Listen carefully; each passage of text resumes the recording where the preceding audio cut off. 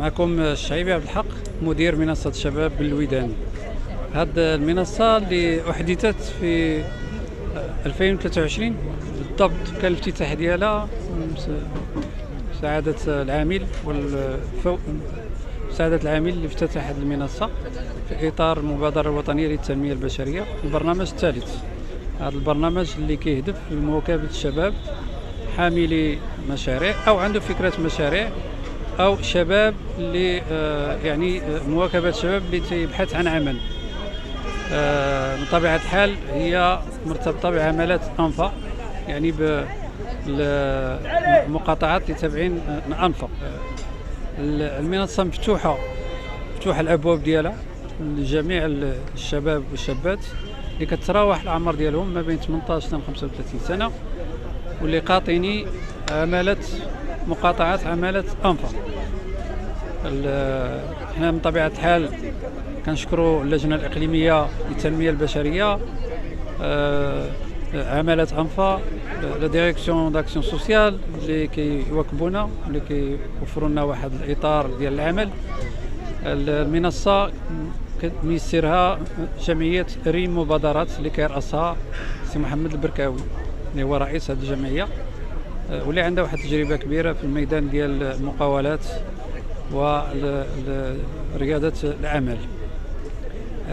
لحد الساعة إلا بغينا باختصار، من طبيعة الحال حنا تنخدموا مع الشركاء، تنخدموا مع الخبراء، منهم يعني الفونداسيون طاقة اللي كتواكب اللي كيبحثوا عن عمل، ولا فونداسيون زاكورا اللي كتواكب حاملي مشاريع.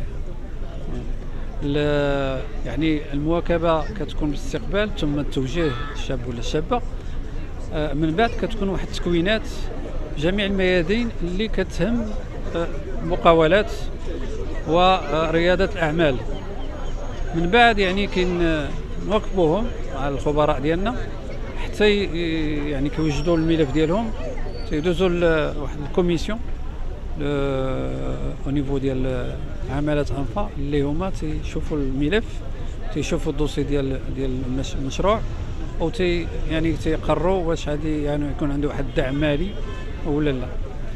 هذا من طبيعة الحال كاينه عاوتاني مواكبة من بعد يعني إحداث المقاولة مدة السنة، اللي من طبيعة الحال كتكون بعض المراحل اللي كيخصها التكوينات والمتابعة، يعني كاين بعض الاختصاصات اللي كيتزادوا وكنوفروا لهم.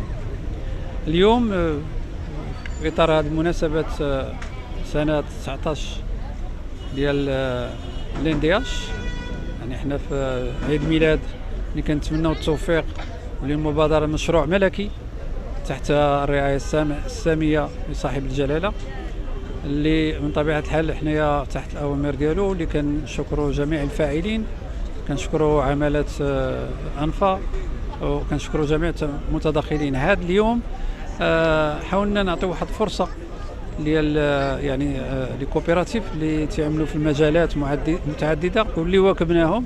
يعني هنا اليوم كاين واحد 26 في جميع المجالات، المجالات النباتية، المجالات ديال الطبق، ديال الديكور، ديال الصناعة التقليدية، ديال يعني التنشيط السياحي، الديكور، يعني التعاونيات في الإبداع والنباتي.